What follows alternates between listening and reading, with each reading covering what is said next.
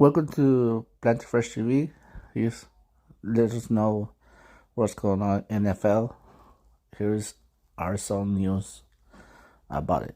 So stay tuned. Not in the Aaron Rodgers. All right, so this is interesting. You know, everybody wants to tell you how valuable they are, how important they are. And that's fine. We all should have a little bit of vanity. It's not terrible, right? I know they say pride before the fall, but it's okay. Feel good about yourself. But ultimately, you'll be judged. Your value as a professional athlete or an actor or I'm going to see a movie premiere tonight. I never go see those things. Air, the MJ story, Matt Damon. And your value is when you're on the open market. And isn't this interesting? According to Albert Breer, teams not in the Aaron Rodgers sweepstakes are saying they would not give up a first-round pick for him. The Jets would give up a second this year and then a conditional pick next year. Now think about that. 2 years ago, Matt Stafford, with a losing record, went for 2 first-round picks, a second-round pick, and a Super Bowl quarterback, Jared Goff. Aaron Rodgers today, second-round pick, maybe a third-rounder next year, conditional. Prickly, not committed, kind of old. If Patrick Mahomes was available on the market today, we were discussing this as a team this morning. I got to say, 5 first-round picks minimum in perpetuity until he retires.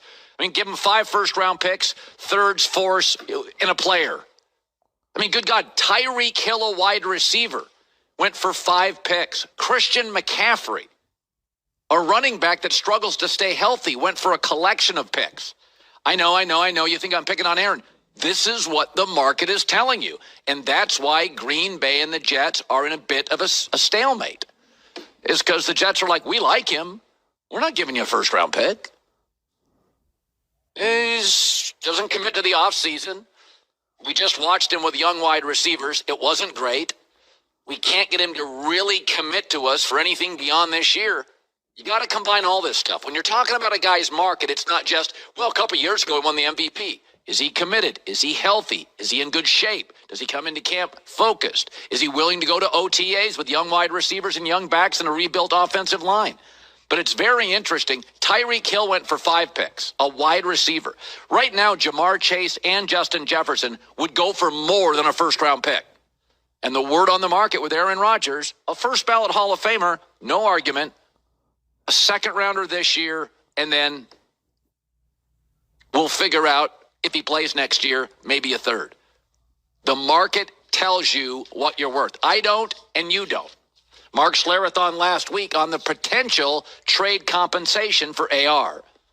I don't know that they want to make him suffer, but they definitely want to try to maximize the value. So then you have to ask yourself, what is the value?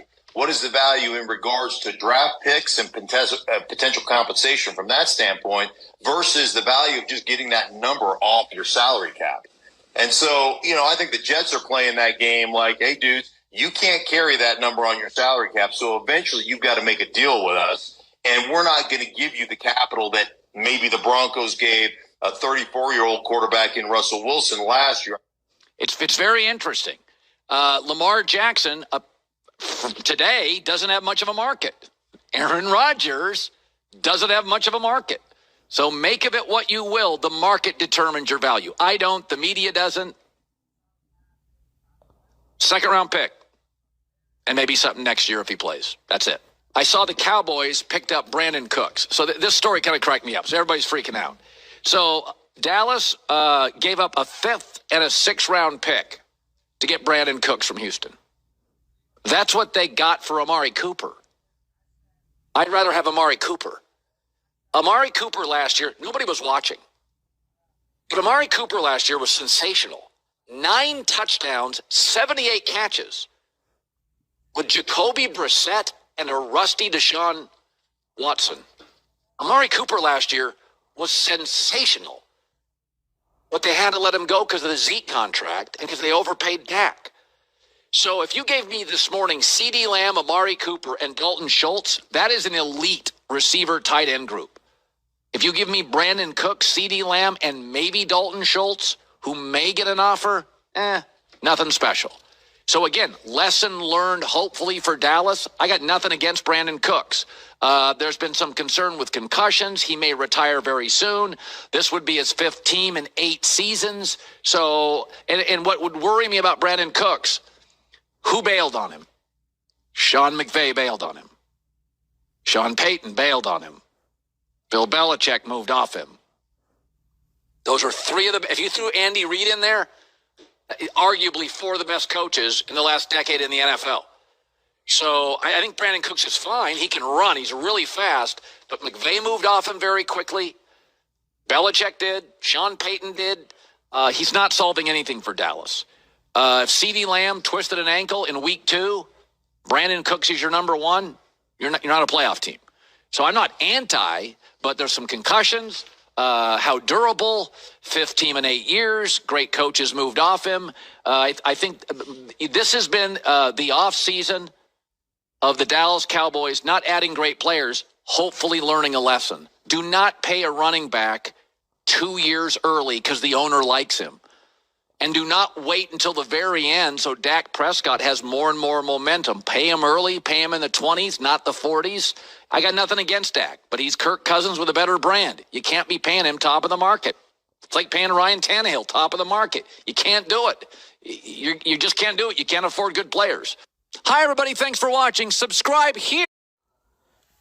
Leave us a comment what you think about this, and we'll see you the next time.